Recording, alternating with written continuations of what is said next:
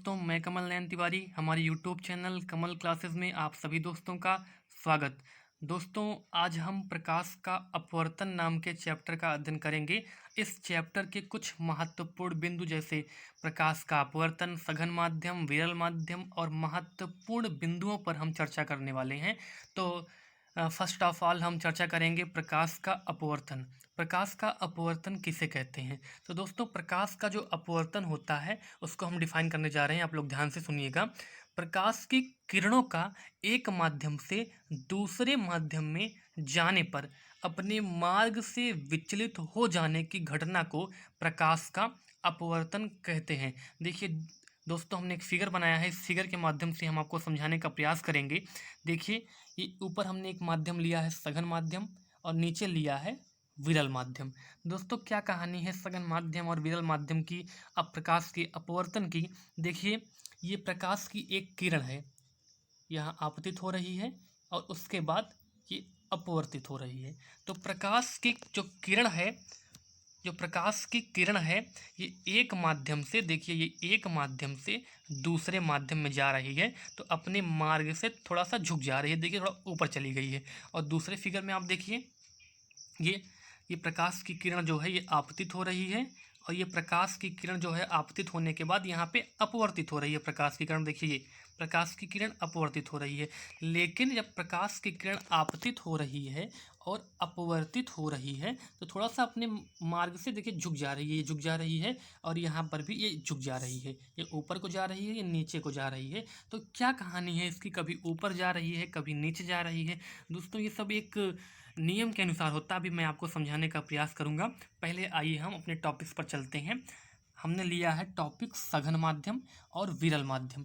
दोस्तों, दोनों की एक साथ बात कर लेते हैं। सघन माध्यम किसे कहते हैं और विरल माध्यम किसे कहते हैं? परिभाषा के अनुसार मैं इसको परिभाषित करने जा रहा हूँ। सघन माध्यम किसे कहते हैं? ऐसा पारदर्शक माध्यम जिसमें प्रकाश की गति मंद होती है, अर्थात धीरे होती है, उसे हम सघन माध्यम कहते हैं। सघन माध्यम किसे कहते हैं? ऐसा पारदर्शक माध्यम जिसमें प्रकाश की चाल मंद होती है अर्थात धीरे होती है, उसे सघन माध्यम कहते हैं। और वहीं पर बात करते हैं विरल माध्यम किसे कहते हैं? ऐसा पारदर्शक माध्यम, ऐसा पारदर्शक माध्यम जिसमें प्रकाश की चाल तीव्र होती है अर्थात तेज होती है, उसे हम विरल माध्यम कहते हैं। अब हम बात करते हैं कुछ महत्वपूर्ण बिंदुओं पे। जो आप फिगर देखिए, ये लिखा गया है आपतित किरण, आपतन कोण, अपवर्तन कोण, अपवर्तित किरण, सघन माध्यम, विरल माध्यम, ये सब क्या हैं?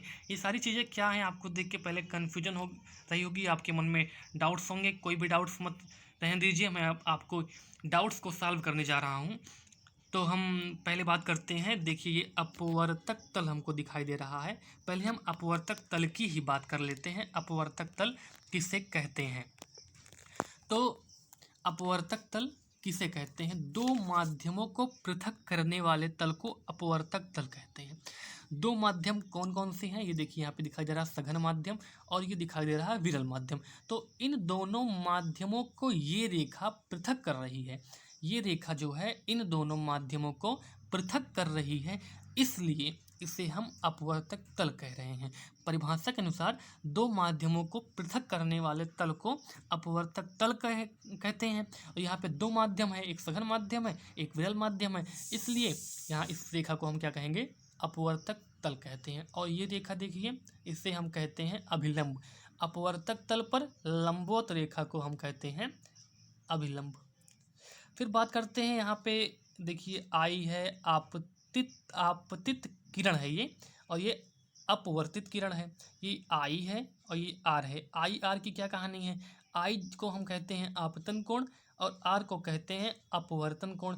अब हम इसको डिफाइन करने जा रहे हैं कि आपतन कोण क्या होता है और अपवर्तन कोण क्या होता है। तो आपतित किरण, ये देखिए आपतित किरण एवं अभिलंब, आपतित किरण एवं अभिलंब के बीच बने कोण को आपतन कोण कहते हैं और इसे आई से प्रदर्शित करते हैं। देखिए, आई से दिखाया गया है यहाँ पे। अब बात करते हैं अपवर्तन कोण किसे कहते हैं। तो अपवर्तित किरण एवं अभिलंब के बीच बने कोण को अपवर्तन कोण कहते हैं और इसे आर से प्रदर्शित करते हैं। अब आते हैं अपने मेन टॉपिक पे, जिसे हमने आपको पहले बताया था कि प्रकाश की किरणें कभी ऊपर की तरफ जा रही हैं, कभी नीचे की तरफ जा रही हैं। आप लोग काफ़ी परेशान हुए होंगे देख के कि आपने बताया कि प्रकाश की किरणें जब एक माध्यम से दूसरे माध्यम में जाती हैं तो अपने मार्ग से कुछ विचलित हो जाती हैं। तो कभी यहाँ पे ऊपर की ओर विचलित हो रही हैं, तो कभी यहाँ पे नीचे की ओर विचलित हो रही हैं। ऐसा क्या सिस्टम है इसमें? तो दोस्तों, ये हम आपको समझाने का प्रयास करेंगे कि जब प्रकाश की किरणें सघन माध्यम से विरल माध्यम की ओर जाती हैं, सघन माध्यम से विरल माध्यम की ओर जाती हैं तो अभिलंब से दूर हट जाती हैं। ये देखिए, सघन माध्यम है ये ऊपर वाला, ये नीचे वाला विरल माध्यम है। प्रकाश की किरणें सघन माध्यम से विरल माध्यम में गई तो अभिलंब से दूर हट गई। ये देखिए अभिलंब है, अगर ये रेखा आती तो इसी कोण पे आती, यहाँ पे कहीं आगे गिरती, यहाँ पे, ठीक। लेकिन ये सघन माध्यम से, ये जो आपतित किरण है ये सघन माध्यम से विरल माध्यम में जा रही है, तो इसलिए ये अभिलंब से दूर चली गई। समझ में आ गया होगा आपको। अब दूसरा जो यहाँ पे हमने फिगर लिया है, जब प्रकाश की किरणें ये विरल माध्यम से सघन माध्यम में जा रही हैं, प्रकाश की किरणें विरल माध्यम से सघन माध्यम में जा रही हैं। देखिए हमने हाईलाइट कर दिया है विरल माध्यम और सघन माध्यम को, जिससे आपको कन्फ्यूजन ना हो।